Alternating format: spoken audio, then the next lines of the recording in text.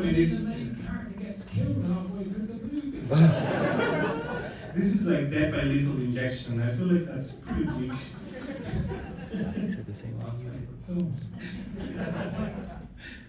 I'll ask you guys a few questions. I know we'll have time to take some from the audience to think of your burning questions. I guess I'll start, with a burning question of my own. How many cigarettes did Philip smoke? The smoke is incredible in black and white. Yeah, the boys don't do very many takes, so what you see spoken was on the film was always smoked, probably. I mean, they rarely did more than 2 takes. I mean, often if the shot was kind of, a moving shot or something, I would ask for a second take, that's how it happened. When this screenplay came your way, I mean, you worked with them multiple times before. What was it about this one that perhaps spoke to Fairmont Special for years when you read it first? It is bleak. I mean, I love their sort of sense of reality and comedy, darkness and I love the way they mix it up. And for you, James, what were your memories of reading this script for the first time? Well, I love the script, but also the idea of doing black and white was also kind of a fun film noir kind of thing. Yeah, it's funny though, isn't it? Because the movie wasn't there. When you read the script, it kind of came alive quite quickly. But when we read the script for Fargo, which was like only the 3rd film I'd done with the Coens, it was like, really, is this going to work? Because the main character was so objectionable. It was so horrible, but then when they cast Phil Macy in it, he was so pathetic. I love it, But this one ran easier on the page. And in comparison, how do you think of this character? Is he a bad guy or is he pathetic? I see a lot myself in it. I'm always searching for answers, especially right now. How many people believe in UFOs, including people in high office? We call you UFOs here. Yeah, UFOs. I mean, it's ridiculous. So was black and white interesting for you? Was it something that sort of appealed to you to try to make a film this way? It was a real challenge because I didn't really want to shoot, none of us wanted to shoot a film that was kind of like a traditional black and white movie. I wanted it to be quite sort of smooth and not for the grain and stuff, and with lots of tones. And so it was actually lucky, really, because we figured out the best version. I say we, it was James and Beverly Wood at Deluxe Labs at the time. The 3 of us were kind of working out how to get a black and white we really liked, and we worked out to shoot it on a color stock and then print it on a title stock. It was a high contrast title stock, and a color stock was a low contrast color. That was the answer prints, the release Right, prints. the release prints, then we had to find another way, but we went for the answer prints off the original name that way. So, but then we found that Joel said one day, he said, well, we have to shoot it in color anyway because the financiers in Europe demand a color version. So when we came to do it with DVDs or VHSs back then, this is 25 bloody years ago. VHS.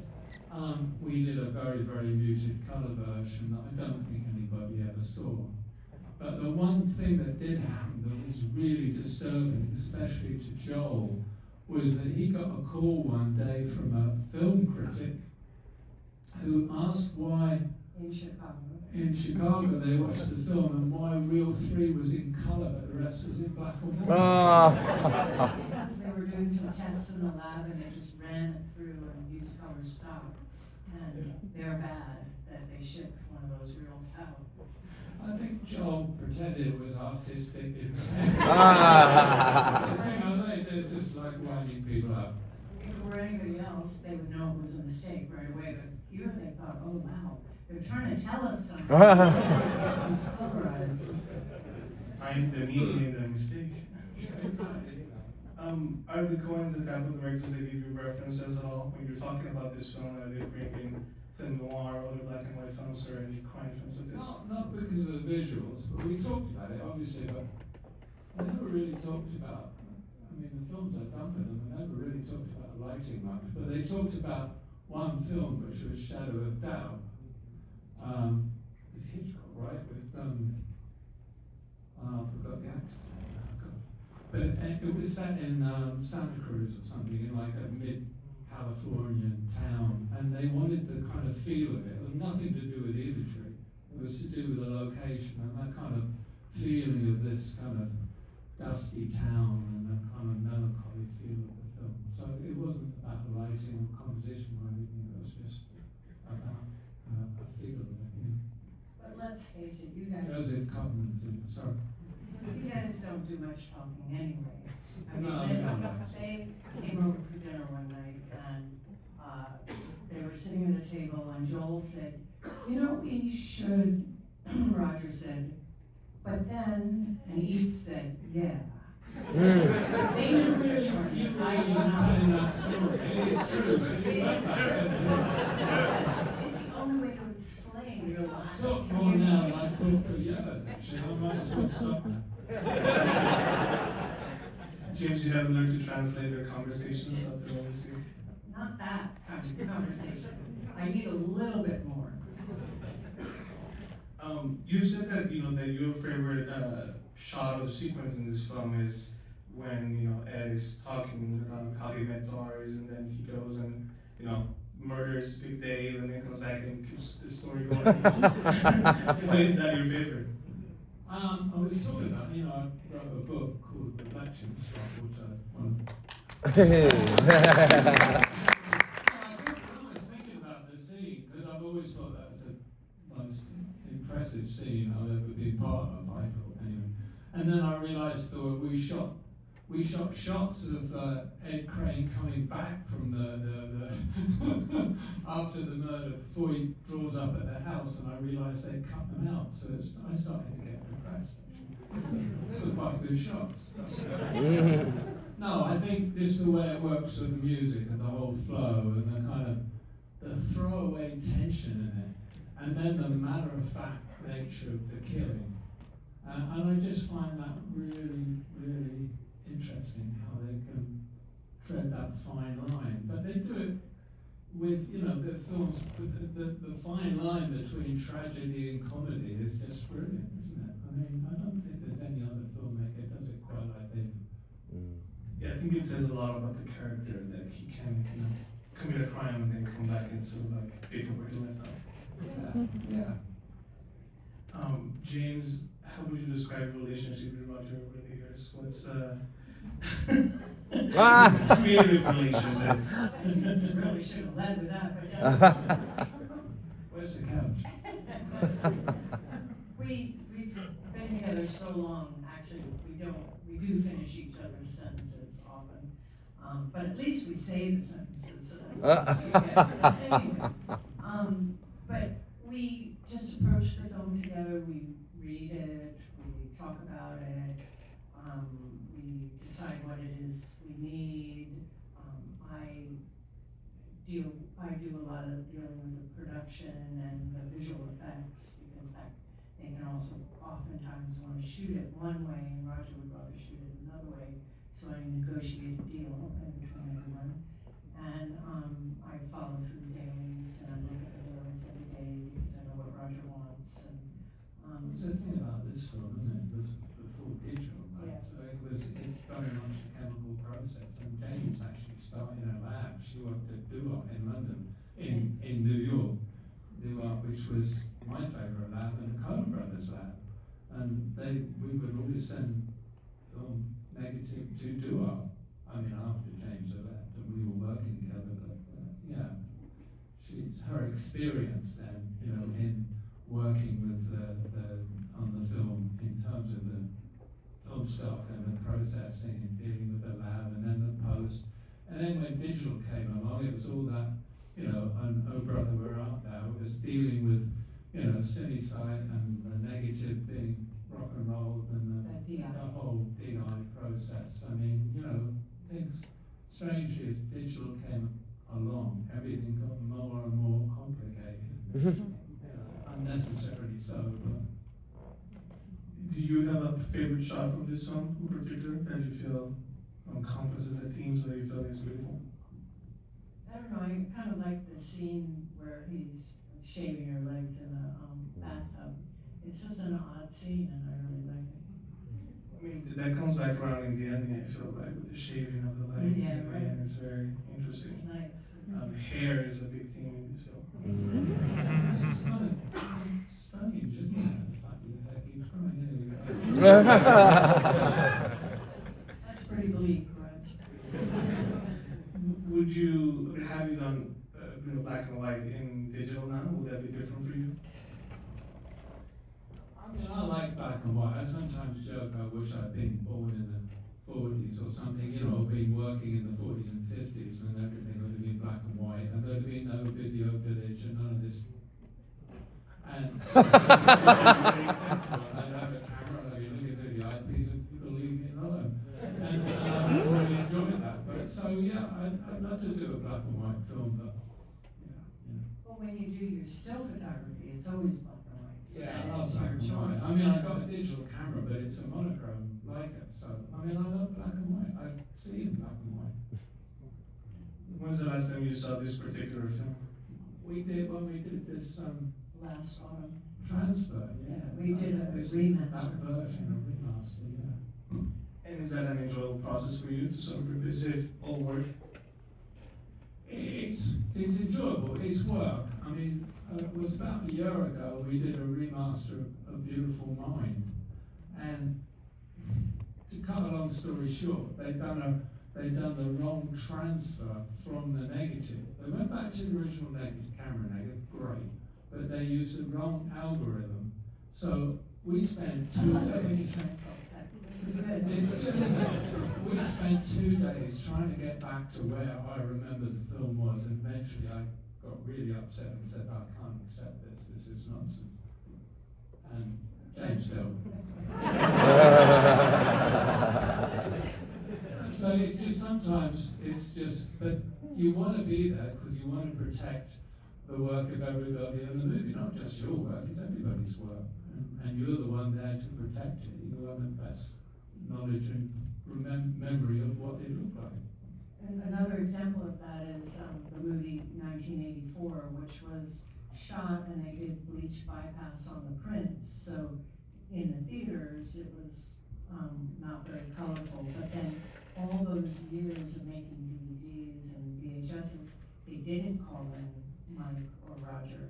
So it was full color. So finally, Criterion remastered it, and that's the first time there's something out there the way that they originally Yeah, I love the release prints. It was the first time people saw what the release prints looked like on their TV. I mean, yeah, if you want to preserve the work that, your original vision.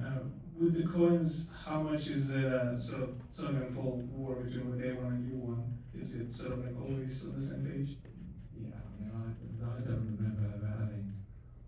Yeah, I mean, you talk about things and make suggestions, and obviously directors, point of view stands. But I mean, I've always agreed with their point of view. Really. I mean, I don't know, but we just think very in sync. And in between the two of you, is there ever any sort of like for contention when you're doing the film? Funny, everybody always asks us that. Yeah, well, you're looking for some sort of, yeah. Well, I don't think so. I mean, what? Controversy or something, I mean, no, not really. I'll ask you one more question and then we can pass on to the audience. Talking about sort of like the blacks in this film, the sort of the real high contrast that it seems in some moments. I think, as you mentioned, it's not grainy, it's very smooth, but there's something so beautiful, like that sequence that you mentioned when he walks into the department store. It really is overwhelming how you accomplish this. I know that you operate yourself, which I think is also an incredible quality of your work. Yeah, I mean, I say I love shooting that. I love shooting on film. I mean, I've loved shooting on digital since, but I mean, yeah, it's there's something about the purity of it. But the kind of process we set on for the shooting on colour and printing on this title stone. I mean, it gave me the opportunity, because in the jail, there's like soft tones in the meeting room where you know, Ed and Marge sit opposite each other on that long table. Marge is hard over. I mean, not Marge. Doris. And it's got a lot of grey tones, but as you say, then other scenes are very kind of harsh and much more sort of noirish. So I wanted to play that range. Yeah, and then the ending is, you know, so bright in that final room. Yeah, that was really interesting, because I remember we were talking about what was that set, and what this neighbourhood, not a lot of money, right? So that set, you know, what's it going to be? And I remember being in a meeting with Joel and Ethan and a few people, and we were talking about what that set was going to be. And I don't know if it was me, but somebody came up with the idea of it just being like, you know, the idea of it being metaphysical. And I thought back to THX, you know, George Lucas's, and the jail that they're in THX is this kind of like void. And that's what I've always liked in that too. But it was also partly a mistake, because, you know, I mean, one of the corridors in that end sequence is just kind of flat, so I lit it with these cone-shaped overhead lights to give that shadows on the walls, because there was no real set.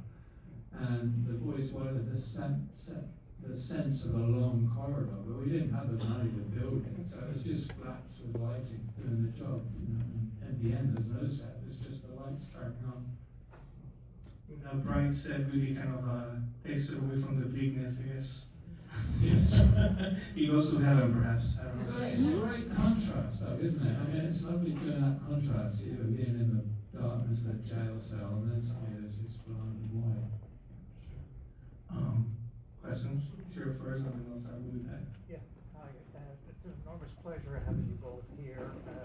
You're absolute master. Wonderful film. I have a question about 1917. You know, the seamless transitions Not so that bleak. you and the editor pulled off. Is there something you can say about how did you manage to create in 1917 these seamless transitions as it is a continuous story? The question was about the seamless transitions in 1917. Another, I guess, less big film. It's one shot.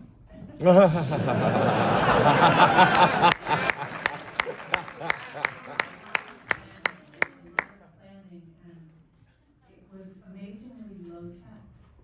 I mean, I thought. Yeah, it that was we just amazingly low tech. repeated the- It's funny, because I remember we storyboarded the whole thing in very great detail, and then rehearsed with the actors before we built the sets and dug the trenches or whatever. And I remember some of the blends that actually Sam thought one blend in particular was really difficult, which was, and I'll give away the gag, but when George is coming out of the river and going up through the forest, right? We're on a river in Yorkshire, right? And I do this sort of pan across the trees off George, and then it pans into a scene we shot on Salisbury Plain in another forest, and the camera continues to pan, and George walks into shot, and then it becomes the whole scene with the singing soldier, the whole group, before they go to the front. And I remember Sam being really scared of that pan, and I thought, well, I've done that a million times with Joel and Ethan. If you look at Barton Fink, which is the first time I worked with them, there's loads of times where we just do a little pan, and they just, you never notice. So 1917, they had a computer to help if there was a problem. But I mean, we saw a rough of the first 4 or 5 weeks of shooting. The editor Just hard cut. hard cut what we were shooting. And I mean, I wouldn't have seen the pans. I wouldn't have seen the cuts, rather, the Yeah. joints. And I think we didn't really know for sure that it would really work. So the first couple of weeks were a bit nerve-wracking, but when the video guy cut the end to the beginning of the next, we started to realize, yes, this will work, because there wasn't any kind of, blending being done at that time, and yet it worked. They had to do the blending because everybody puts on the computer now, stops and starts it, to try and find where it joins. But I mean, if it had been like Deakins movie, you'd just cut, and that would be fine. Nobody would have thought about it in the cinema. But I mean, it was really, really intently worked out. We had to make sure the beginning and end of every shot, every section was exactly began and ended where we needed to match with what was happening next. So it was all very, very And the choreographed. lighting? Lighting? Yeah. Cloudy days. We didn't shoot on the first day because the sun was out and there wasn't any cloud. And I remember, okay, I'll go on now. In a production meeting, I brought up the idea that it was early in the year in England, and the year before there hadn't been a cloud in the sky for about 4 or 5 weeks. And I brought this up in a production meeting, and I remember seeing everybody's faces going really blank, pretending I hadn't said anything. The skies weren't weak enough. Like, this over here.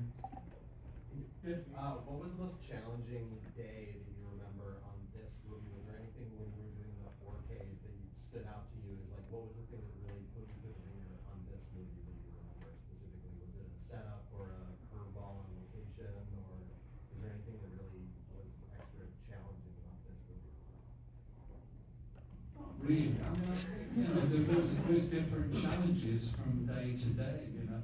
It might, I could be flippant, but no, there's always different challenges. There might be little things or big things. I mean, some of the challenges in this, I wanted to get the right sheer curtains for the set of Ed Crane's house, so that I could get the right kind of shaft of light coming through the window on the night scenes where Billy Bob is sitting on the bed talking to his wife.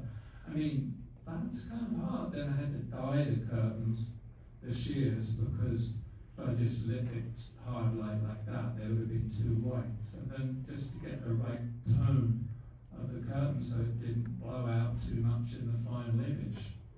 You know, and this is shooting on film, I'm not looking at it on a monitor. So, you know, those little things are kind of really challenging. But I also think Big Dave's Murder was challenging because you were trying to use the practicals and not have, you know, external lighting so much. Yeah, I mean, yeah, the murder, I wanted a lamp that fell off the table, so that when he's on the floor, it doesn't light the whole room, it gives a shape, you know, and then I'm shooting on film stock, and I wanted a certain exposure, and I wanted that to be a couple of stops over where the lamp was, so, you know, the lamp had to be turned off every moment. The film wasn't running because it was so hot, because it was kind of like a 300 watt quartz pot.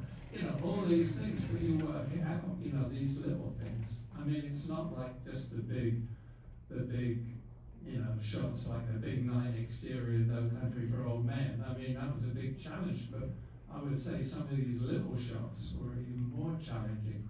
The night exterior where, I forget the actress's name now, but she comes talking about being taken up by the aliens.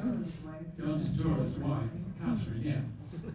You know, with the veil, getting the right veil, getting the light in her face, but using the backlight to give, you know, all these things are like, yeah, I get stressed out trying to make it what I feel in my head, you know. Getting the aliens to really stay there for the shot. Somewhere in the back, I cannot see you, but somewhere there, shout it out. Yeah. With regards to shooting in color to be transferred to black and white, was your lighting approach any different than shooting normally for color? I don't know. We were lucky really because, you know, some of the color work is actually against blue screen, which you couldn't have done if we shot black and white when you think about it. I don't think if it actually, if it had been colour for a colour release, yes, I would have lit it slightly differently, I think. But then the idea never entered my head, you know. I think the costume designer was quite concerned though, and she kept wanting to do tests because she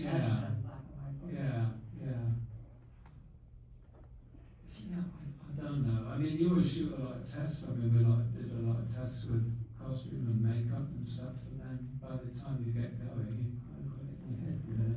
And I say then I'm obsessing about those little things. How to get the backlight on the veil. Did you find yourself rewatching any famous black and white films to prepare you for the No. shooting of this movie?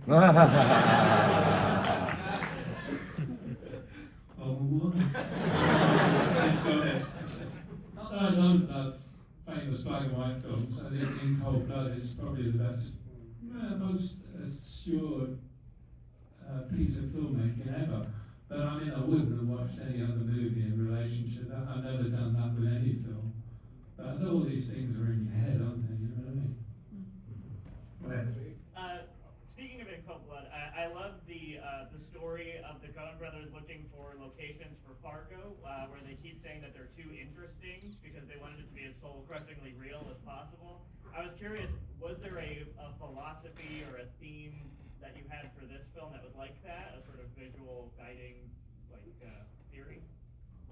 I think maybe I've always got from them, from Barton Fink days, the idea of just stripping it down to its basics, and then you could always elaborate after. And I mean, I think I've always been that way with my lighting as well, but certainly working with them, it was very much about the sets being minimal as well, you know.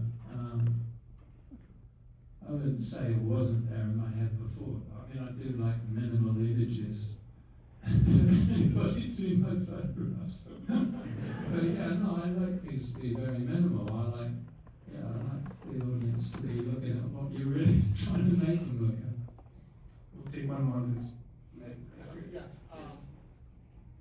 I was interested in your discussion about when you're supervising these transfers and these digital transfers, whether the goal is always to try and reproduce your memory of what the theatrical print was, or are there cases of directors that they say, no, let's change this and make it better? Maybe not George Lucas style, but that's completely. But what's better? Well, that's better. I mean, that's the thing. What's better? I mean, what you might think is better now is not what you thought was better then. I don't know. I wouldn't change any. I mean, I said wouldn't change anything. There are kind of dissolves that were done on film as opticals that you now want to finesse a bit so they don't jump out. But When we remastered Oh Brother, because the technology come along, it was actually truer to the original vision. We could do more than what we could do at the time because it was so rudimentary, but we were the first AI. Yeah, the funny thing about that was when they went, we could, but when we went back to the negative, doing the remaster of Oh Brother, it looked far more green than any version that was on release. It was very weird how those colours reacted to a modern, algorithm or something.